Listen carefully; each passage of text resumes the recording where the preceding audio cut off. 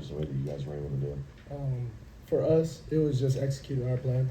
Our coaches had a great plan. We executed.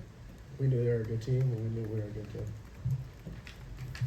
You held Robertson's 137-yard passing, which is incredible. Watching the tape, and did you think that was even possible? He's a good player. I knew we just had to come out and handle what we had to handle. Focus on ourselves, one play at a time. Michael Trigg has had one of the best seasons from a tight end across the country. What was your guys' plan for him coming into it? What was the communication like with the linebackers to make sure he was covered? Yeah, he's a good player.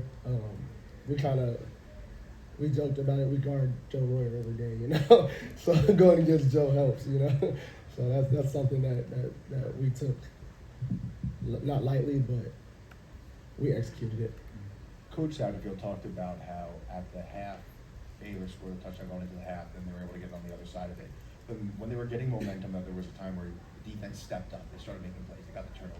But what happened inside of those defensive screaming conversations on the sidelines, on the field, that you guys were able to step up? Yeah, we talk about winning the middle eight. Winning just not the first quarter, not the fourth quarter, but winning that Modane in the middle, So that's what it came down to. A lot of talk is about bend, don't break your defense. Yeah. How are you guys able to execute the don't break part? Like I said, one play at a time. You come out there, they're going to make some plays. You just have to bounce back and make plays as well. I believe coming into the game, you guys, the opponents had attempted 24 fourth downs, 6 more today. Does it feel like as a defense, like you guys just have to prepare that teams are going to have to go on fourth down a ton because of how well your offense has played this year? Yeah, we kind of go out there with the mindset that we're going to be playing 4 downs no matter what. That's just kind of what offense is in the Big 12 now. How much of a change is that for you? Played football your whole life, third down, and you're like, all right, rack it up again. Here we go. Just another play. Get another play in. Trey, you mentioned it a little bit on the Four Class podcast of the purpose you're playing for this season, obviously with the passing of your brother. Walk us through with this, seeing this thing come to reality and fruition this season, to have a night like tonight, 11 tackles lead the team. Talk about how this season you're playing with that purpose for something bigger than football. Yeah, I know my brother is with me at all times. Before I go out on the field, I know he's with me. If you guys see, I wear a purple mouthpiece. It's because his favorite color was purple. So I always take that with me. And I know in the moments that he's with me, and I'm going to keep going regardless, for me, my family, and him. There's been some chippy plays by some safeties and DBs, a few suplexes that have been called for flags. Yeah. Who in that room and the defensive back room as a whole kind of leads that attitude and wants to set the standard to play tough and play physical? I think it's all of us.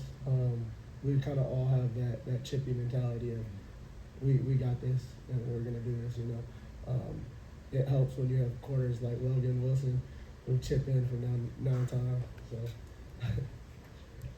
You've had a unique journey to Cincinnati. Seeing the type of success you guys are having this year, how much more is that motivating you to keep going?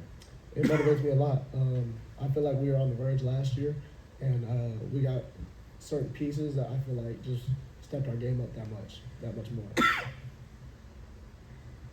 You're from the West, and the game's in Utah, and you played a little bit in that state. So any more friends, family coming next week that we get to see? Yeah, I have a little bit more family in town for the Utah game, definitely.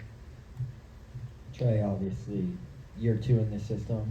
Talk us what it's been like with Coach Veit. How have you been able to adapt to have the role that you're having now? Yeah, with Coach Veit, he's a consistency guy.